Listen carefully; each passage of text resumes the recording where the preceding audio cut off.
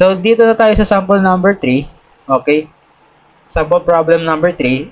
So, meron tayong ano dito, uniformly distributed load, and then may apat tayong reaction. Ang pinapatanong lang is determine all the reaction. Okay? Determine all the reaction. Kaso nga lang, may nakakaiba dito, no? Meron tayong support settlement.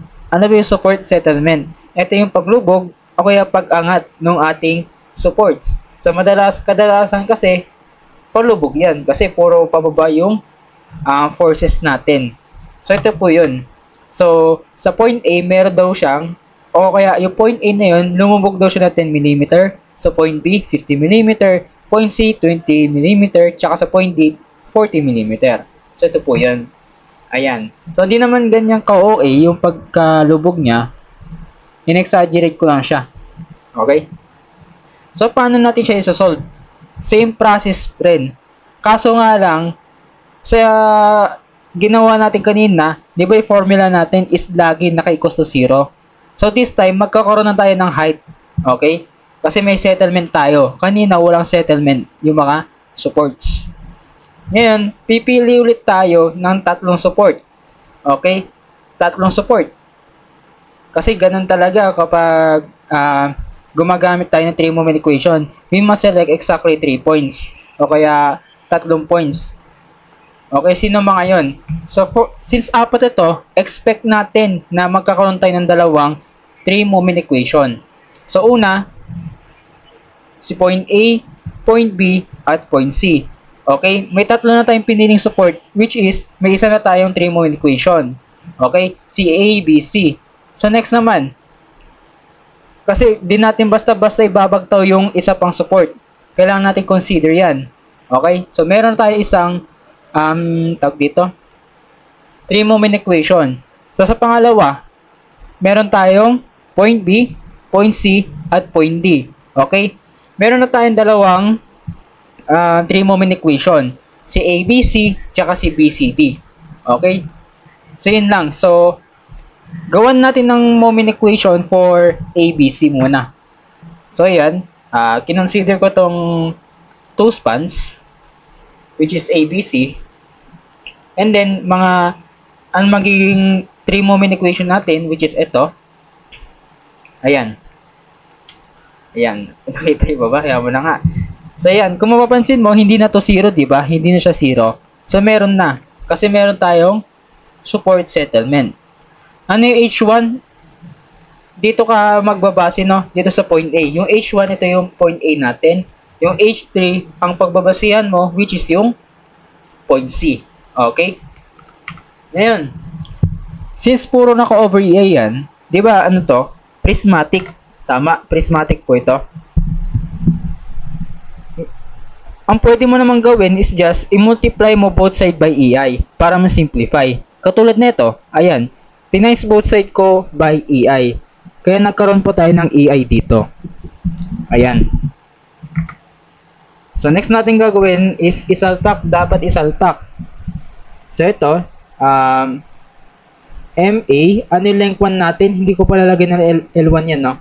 Yung length 1 natin ay 10 meters plus 2MB multiply by, ano L1 ulit natin? 10 meters plus L2. Yung L2 natin ay 10 meters din. Then plus MC, yung L2 natin is 10 meters plus, so ito, kopyahin nyo lang yan. Huwag nyo muna sa-substitute yan kasi isa-solve natin yan eh. Plus 6ABC bar C all over L2 is equals to 6EI H1 all over sa length 1. Ano yung length 1 natin? That is 10 plus H3 all over sa ano yung length 2 natin? 10. So, lahat to naka in terms of kilonewton tsaka meter to, no? Okay? So, susunod natin gagawin, isolve natin itong mga factor na to. Itong constants na to. So, ayan. Ang sabi dito, area between A to B. Saan yung A to B natin dito? Ito, yung, ayan. So, i-drawing ko lang to, between A to B. So, ayan. So, paano magiging formula natin pag distributed load? Integral lang yan, di ba? So, integral ng 0 to S W times ano? Saan natin ito times? So, kung mapapansin nyo, bard XA. So, ibig sabihin, patungo dapat sa A. So, lalagyan ko ng bard A all over sa total length. And then, times sa L square minus A square dx. So, ipagsalpak natin, dapat isalpak. So, 0 to S. Ano yung total span ng ating distributed load? 10 meters, di ba? So, 10 po ilalagay natin. And then, next, in W natin, that is just 30 times sa ano, sa bar A. So, kailangan natin ng bar A. Dapat naka in terms of X po lagi pag sa distributed load. So, ang gagawin ko, kuha ko na maliit na vertical strip dito. Ayan. And then, ang magiging distance X natin lagi ay from left. From left, papunta dun sa vertical strip. X. Yun. And then, this is 10 minus X po. Ayan. So, since itong vertical strip, papunta doon sa point A, that is distance X. Tama? And then, ano yung total length natin ng beam? That is 10. Tama? 10 po yung total length ng ating beam. Ito yung tinutukoy ko. Hindi po yun sa ano sa whole span. And then, yung L natin, which is 10, i-square down natin, i-minus natin sa A, which is X square dx. So, magkano ito? So, pag kinumpute nyo to, dapat ang lalabas ay 7,500. Ayan. So, ito yung nakuha natin. Unang nakuha nating constant. So, next, which is 6 area between B to C multiplied by bard XC all over sa length 2. Saan ba natin matatagpuan yung B to C? Dito, di ba? Ito nasa gitnang span na to. So, pag drawing ko yan, yun lang din. Ayan. So, pero magiging bard X natin ay patungo sa point C. So, medyo may iba yung formula natin dito. So, 0 to S, and then multiply by W, and then, ano yung magiging distance niya? So, di ba patungo sa point C? So, yan. Bard C. All over sa length times sa L square minus C square dx. So, substitute mo na lang yan. So, 0 to total length na ating distributed load, 10 meters. And then, in W natin na 30. And then, times mo sa C. Ano yung, mula dito sa vertical strip, papunta sa point C, ilan yung distance? 10 minus X. All over sa total length ng 10. Tama?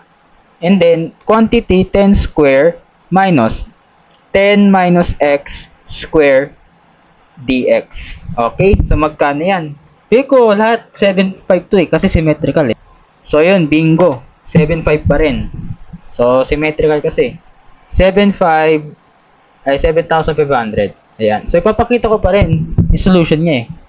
Okay? So, nakuha na natin yung dalawang constant sa first 3-moment equation natin. How about dun naman sa pangalawang 3-moment equation natin? So, ito yung naging constants natin. So, punta tayo dito sa huling equation natin. Pwede ba i-simplify natin to? So, di ba, kinonsider natin kasi is ABC. Ito, bilugan ko, ABC. Meron ba tayong masisiro dito? Meron ba tayong masisiro dito? Di ba meron sa point A? Kasi yung B to C, meron niyang internal moment. So, ito, magiging 0 na to. Ito, hindi. So, 2MB and then 10 plus 10, 20. Plus 10MC plus, ito, ano yung value natin dito? 7.5. So, symmetrical lang naman sila. Lagi ko na pareho na 7.5. Yan. And then, equals ngayon sa ano? 6EI H1 over 10 plus H3 over 10. So, ano pa? May masisimplify ba tayo dito? Ito, 2 times 20, 40 MC plus 10 MC, and then ipag-add mo to, 7.5 plus 7.5 is just 15,000 equals to 6 EI.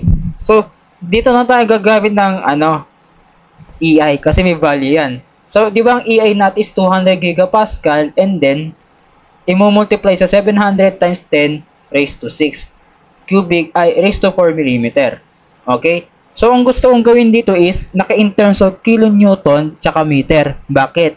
Kung pinilit ko pang gawing newton at millimeter, itong flexural rigidity natin, itong kada term na to, i-convert pa natin yan into newton millimeter. So, medyo matrabaho. Ang gagawin ko na lang, itong flexural rigidity natin, ang gagawin ko na lang dyan is, ikikilonewton meter ko na lang. Okay? So, dito, yung gigapascal, gagawin ko siyang kilopascal by multiplying it by 1,000 raised to 2. Tapos, itong millimeter raised to 4, gagawin ko siyang meter raised to 4. So, paano naging 1,000 raised to 2? Bakit 1,000 raised to 2? So, di ba mula sa gigapascal muna, okay? Gigapascal. Kapag gusto mo siyang gawing megapascal, i-times mo sa 1,000. So, magiging megapascal. Kapag yung megapascal, gusto mong gawing kilopascal, i-times mo lang ulit sa 1,000. Ito yung order nga, no? And then, yung kilopascal, gawin mong pascal lang, times 1,000 lang. So, mapapansin mo, nakadalawang times 1,000 ka.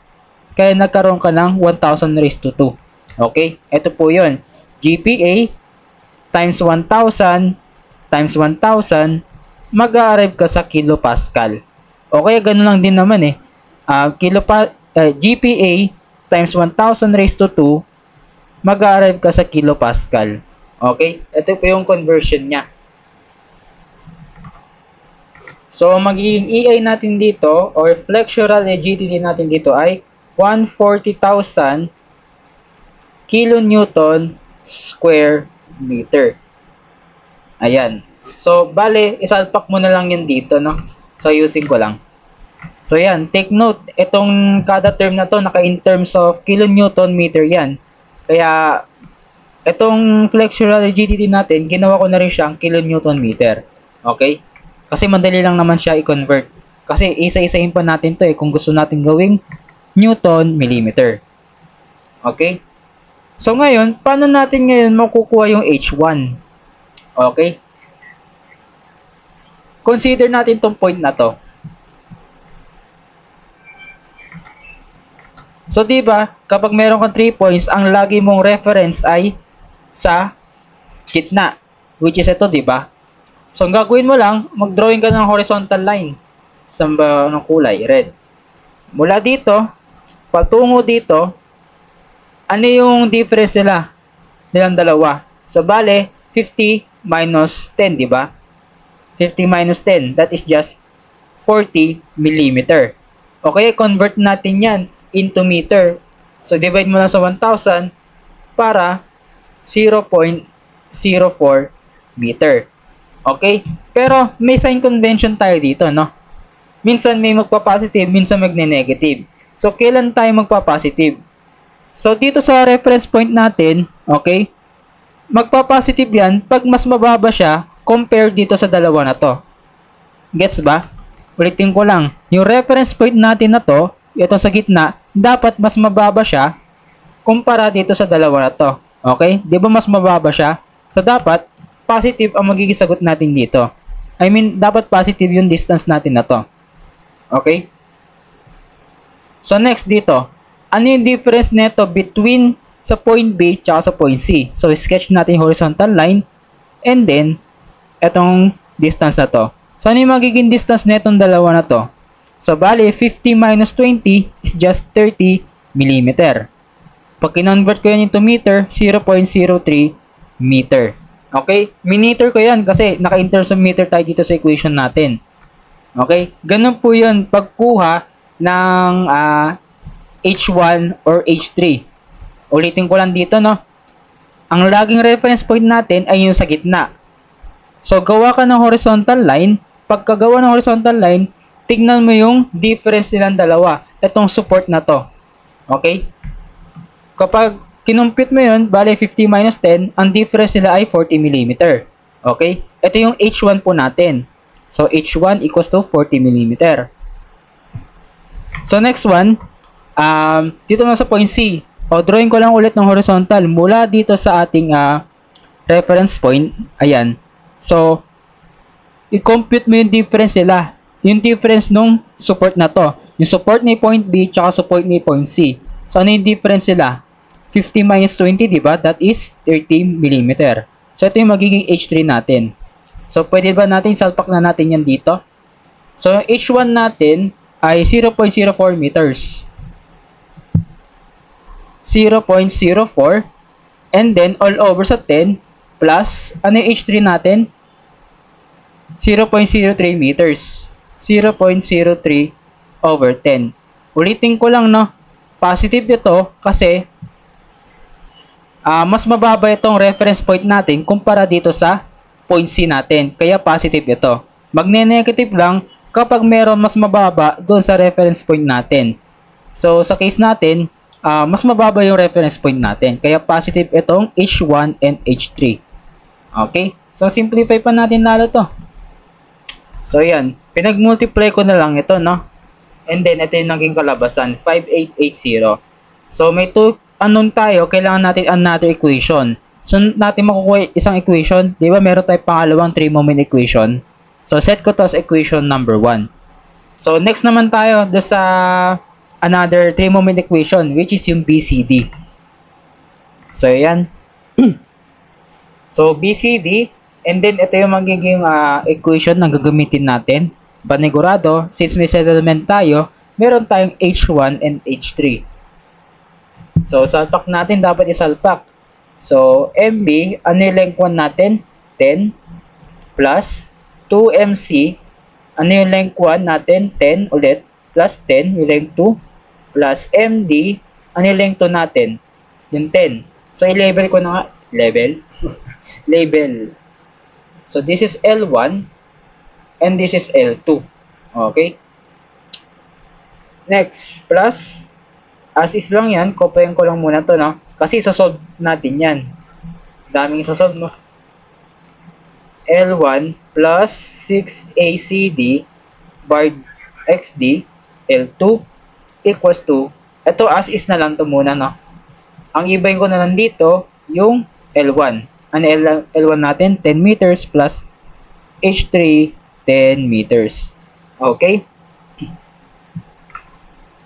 O, since ang sinelect natin ay BCD, tingnan natin or inspect natin yung beam kung meron masisiro na or merong zero na internal moment. Saan yung BCD natin? BCD. Kung mapapansin mo yung point D, magsisiro dyan yung internal moment natin dyan. Ayan. So, i-cancel ko na to. Yung point D. Boom. Cancel. So, simplify natin yung equation.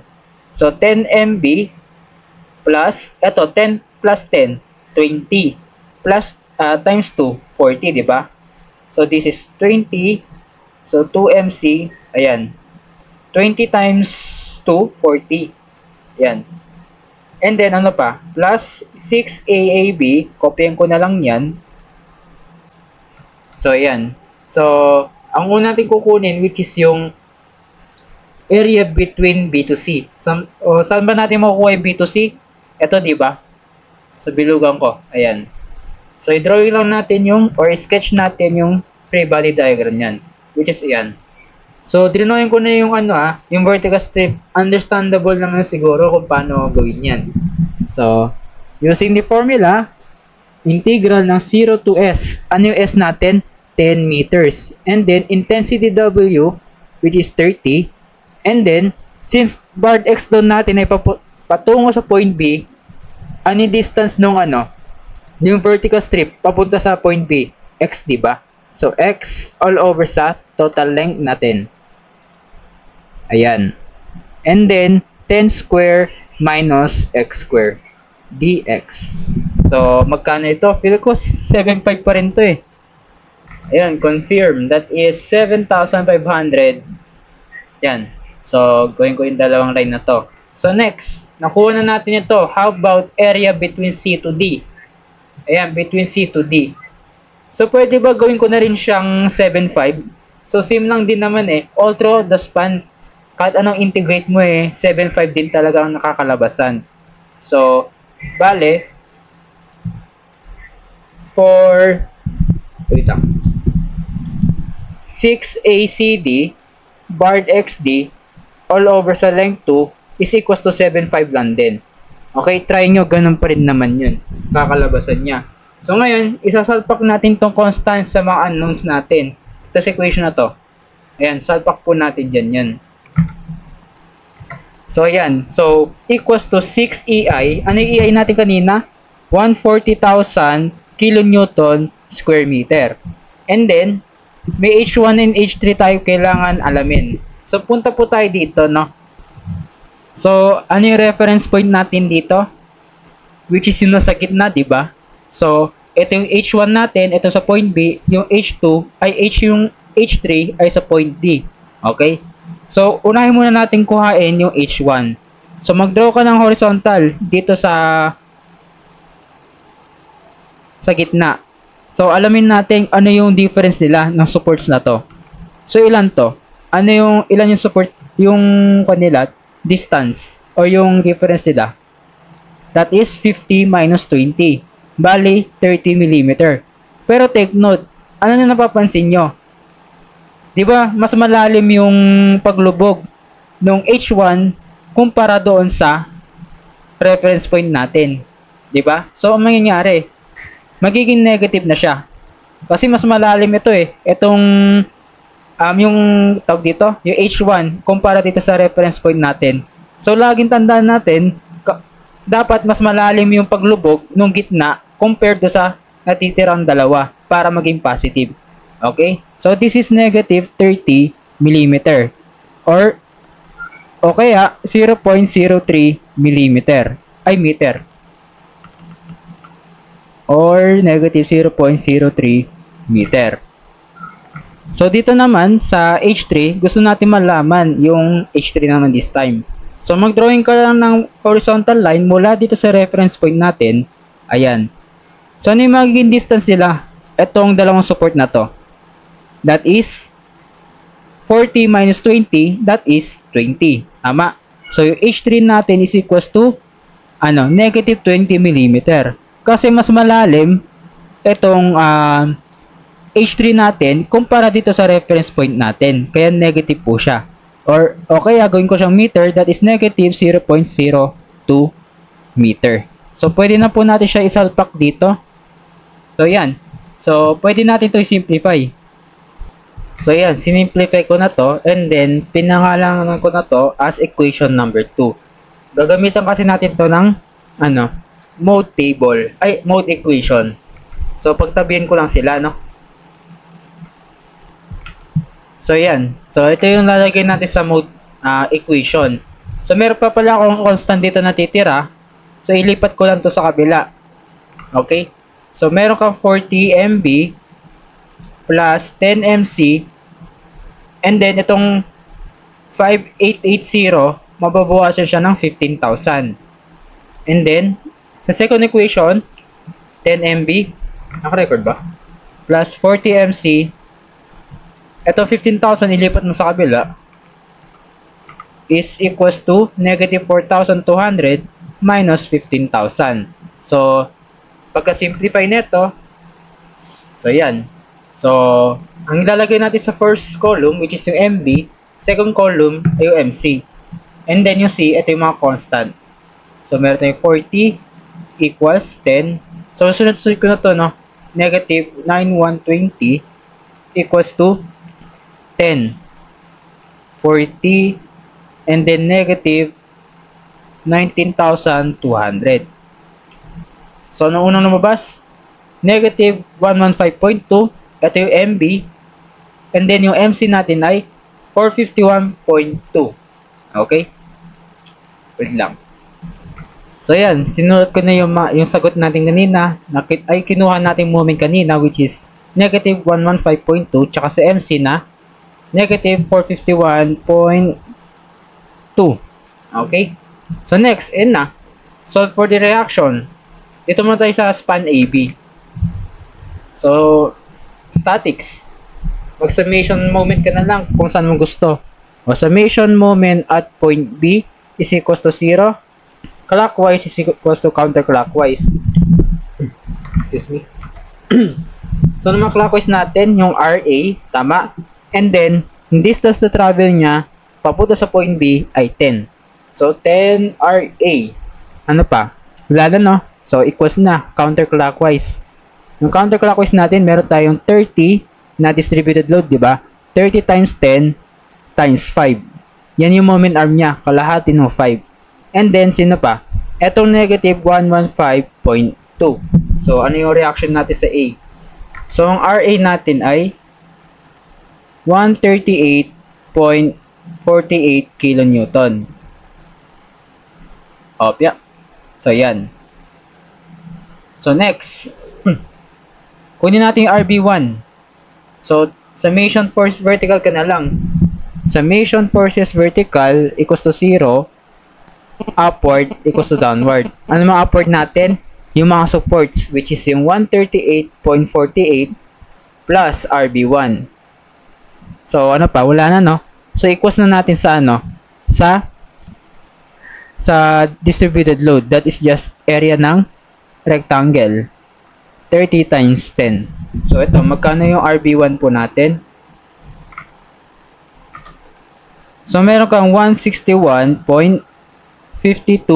kilonewton. Yan. So, next pan naman tayo.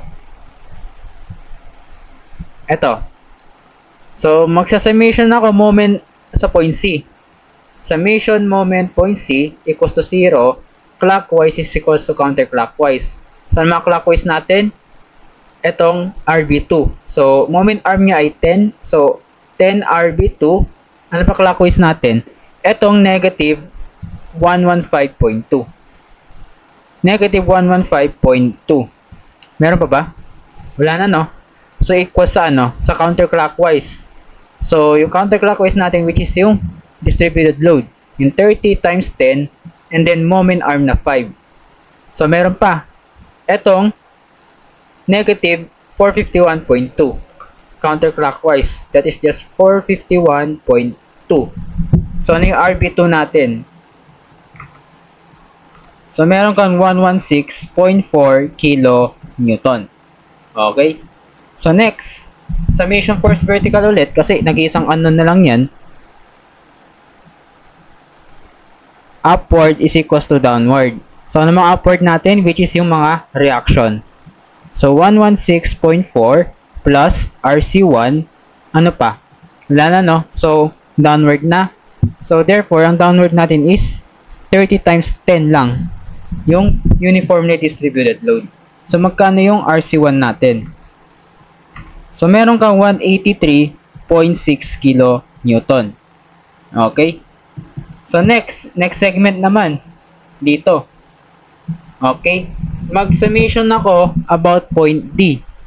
Take summation moment at point D is equals to 0. Yan. So, ano mga clockwise natin?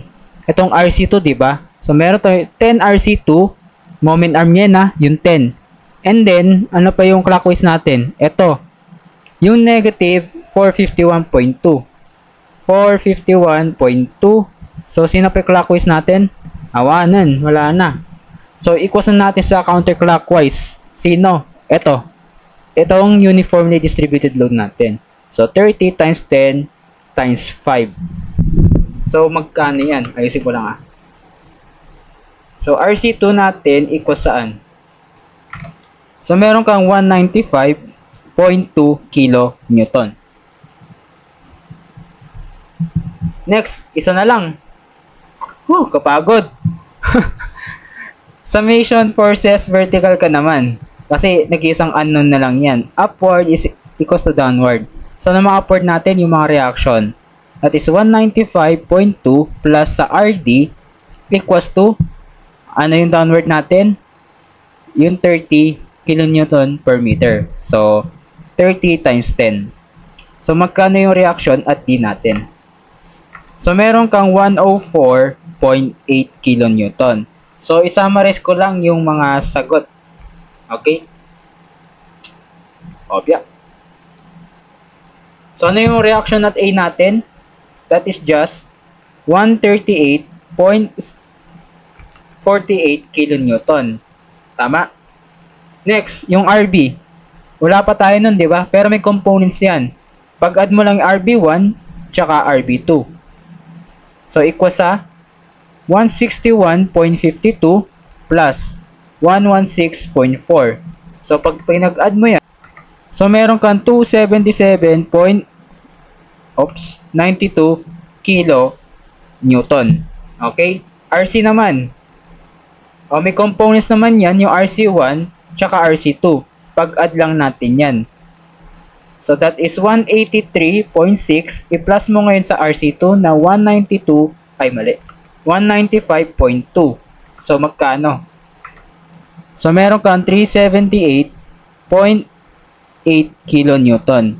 So, yung RD natin ngayon, yun lang, 104.8 kilonewton lang. So, ito na po yung magiging sagot natin.